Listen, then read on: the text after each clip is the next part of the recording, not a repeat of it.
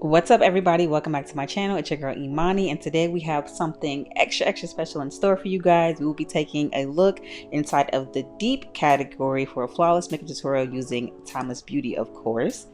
And I'm going to show you guys how amazing these products are. And of course, I have my beautiful cousin Brianna joining us today. She falls into our deep skin tone category, and we're also going to be addressing some common concerns she normally faces when she's trying to find the right foundation or concealer. So first things first, what I'm going to do is I'm going to prep her face. I went ahead and I cleaned it off, and then I used a toner, and then I went ahead and I made sure her lips were nice and moisturized, and then I used a lotion, and then I used a glow serum, and then you will see me put a primer on her face that's tacky to make sure that this makeup does not budge and is adhering to her face and not sliding.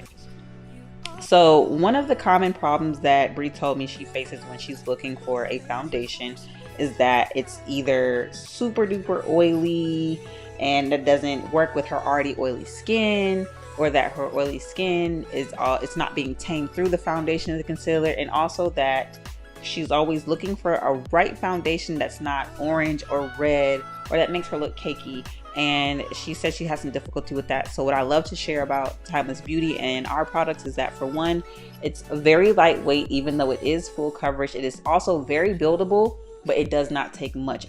And I feel like for her and what she's looking for, Timeless Beauty would definitely be her best bet as far as the complexion range as well, because she does not have to worry about only having a shade that's orange undertone or reddish undertone, or an undertone that doesn't even match, or that's just the general color base that's in that specific product. So Timeless Beauty is a true to color beauty brand as well.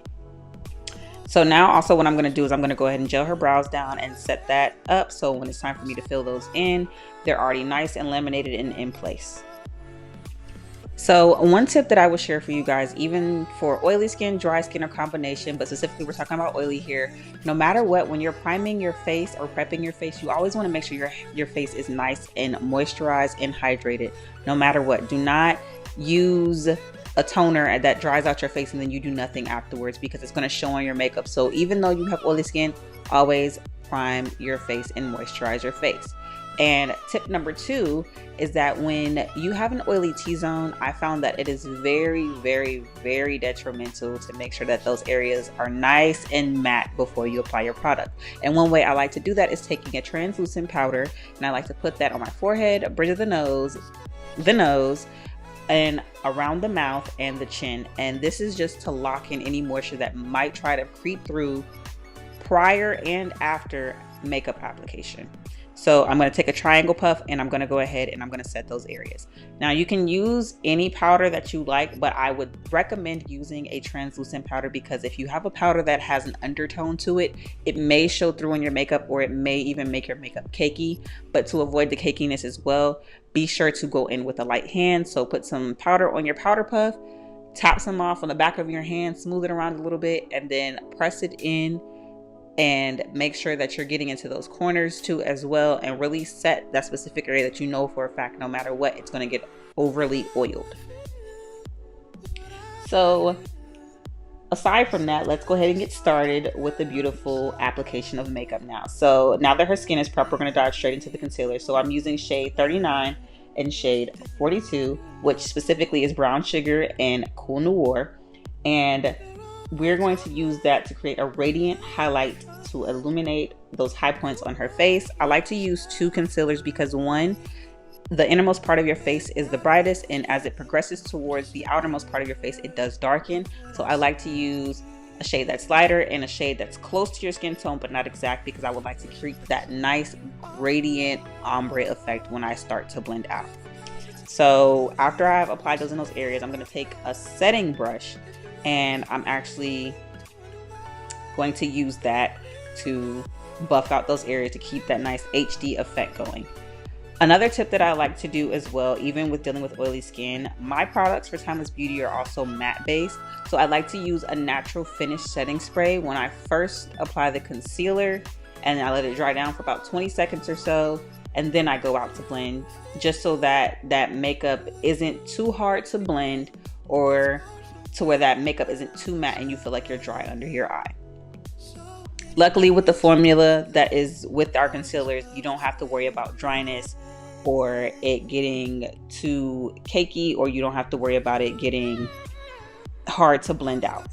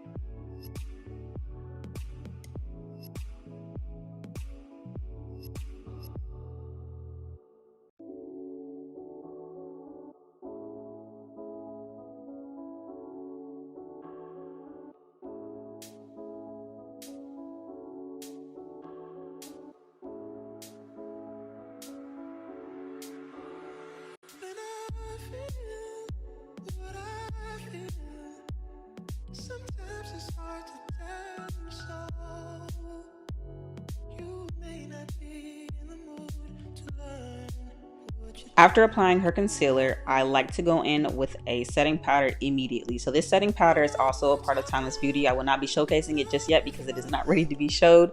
However, I will tell you that it is definitely deep skin friendly, and you will see that transformation as soon as I apply.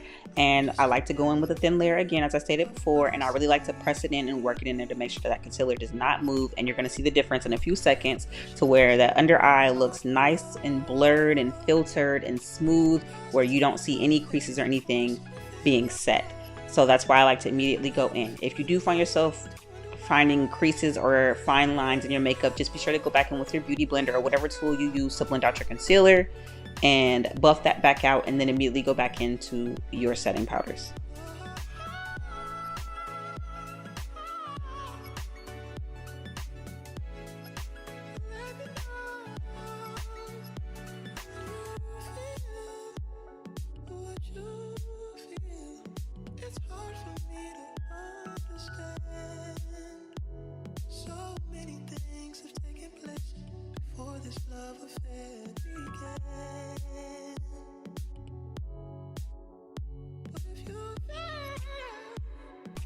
Now to add some definition to her beautiful bone structure, we are going to go into shade 40, which is Red Velvet Noir, to add depth to those cheekbones, her jawline, and her forehead. This step literally is all about sculpting and defining and enhancing those beautiful features that she already has.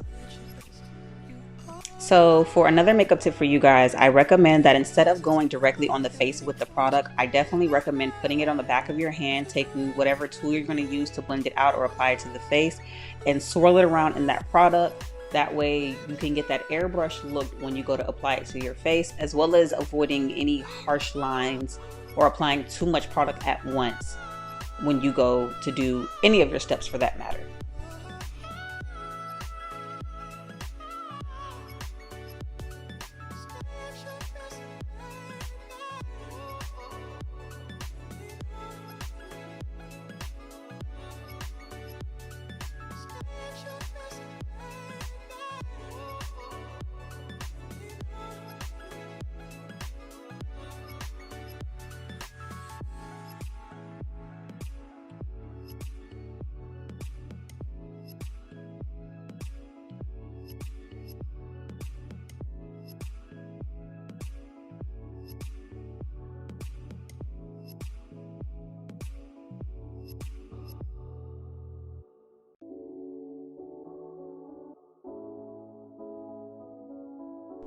Now onto the foundation shade that we're going to be using, which is shade 45. That is Rich Sienna, and that is the perfect match for Bree's gorgeous skin tone. And I'll be applying this strategically, especially under the cheekbones, to further carve out that sculpted look that I want to give her for some nice lifted cheekbones. I love the range of shades that Timeless Beauty has to offer, because there's literally a shade for everybody, and in doing so you can find your perfect makeup routine products and literally flourish and just feel good about how you look when you go out, or even just in the midst of doing it. So I really love the fact that Timeless Beauty has inclusive shades for you all. Another tip I want to offer you guys is that with our foundations being matte, they're also a matte radiant finish, so you don't get that dried out look. I do recommend using a finishing powder over your foundation, simply because I'm a firm believer in setting everything that's wet, meaning your concealers, your foundations, anything you use on your face that's wet needs to be set in place. So I highly recommend using a finishing powder to set that foundation in place, which will also help give you that filter look. And another thing I like to do is the brush that I use to apply the actual foundation, in order to tone down and add some more color back to the face over the setting powder, I like to take that same brush, my foundation brush, and I like to put that over where I put the setting powders on the face, just to marry everything together to bring back those nice, beautiful, warm flesh tones that she has as well.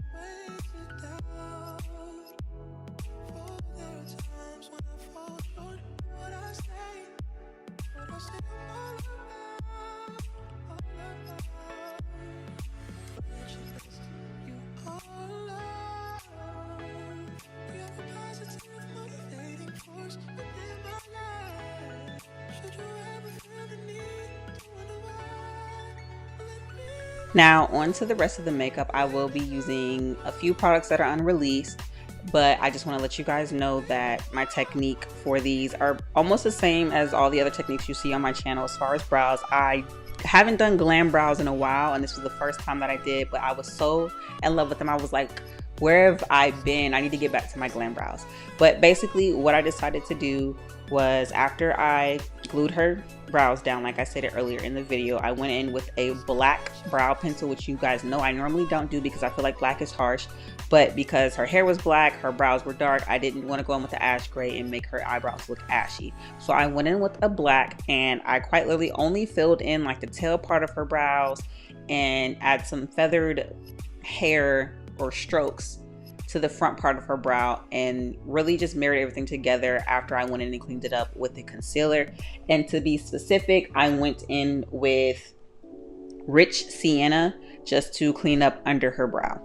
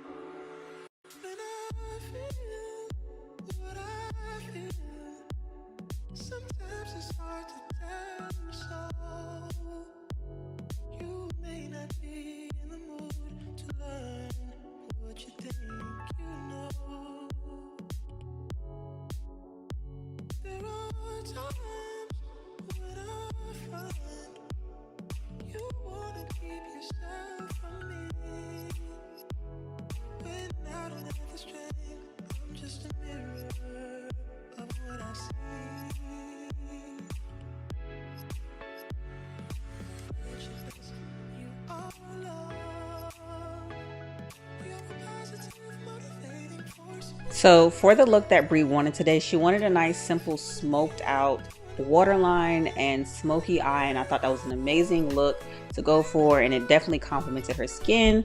So we went in with a neutral palette full of earth tones and really just transitioned between the two browns and blacks and burgundies in there to really just create the ultimate sultry glam for her.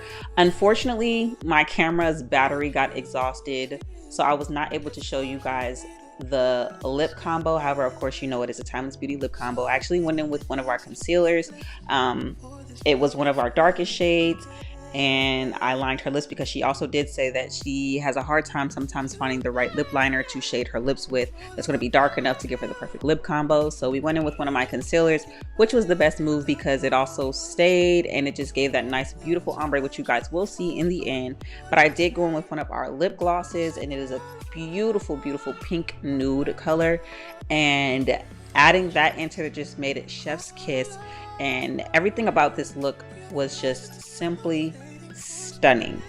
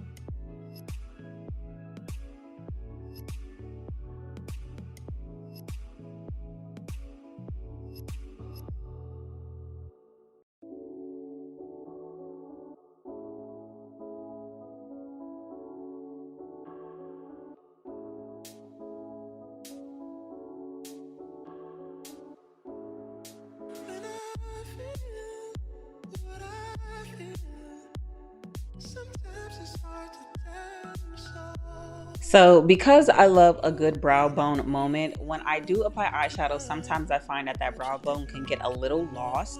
That could just be due to the colors blending in seamlessly with the actual concealer shade that I use to carve out the brows, or that could be just as simple as the concealer being up under the eyeshadow itself and getting lost. So what I decided to do was take Rich Sienna again and carve out her brow bone to create that nice lifted look for her eyes.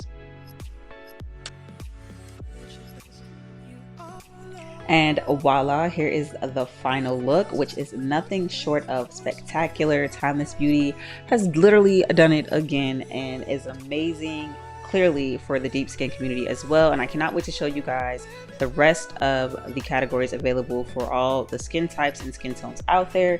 Do not forget to like, subscribe, and hit that notification bell so you'll never miss a beauty adventure with me or Timeless Beauty again. I cannot wait to see you in the next video. Thank you for tuning in. Bye.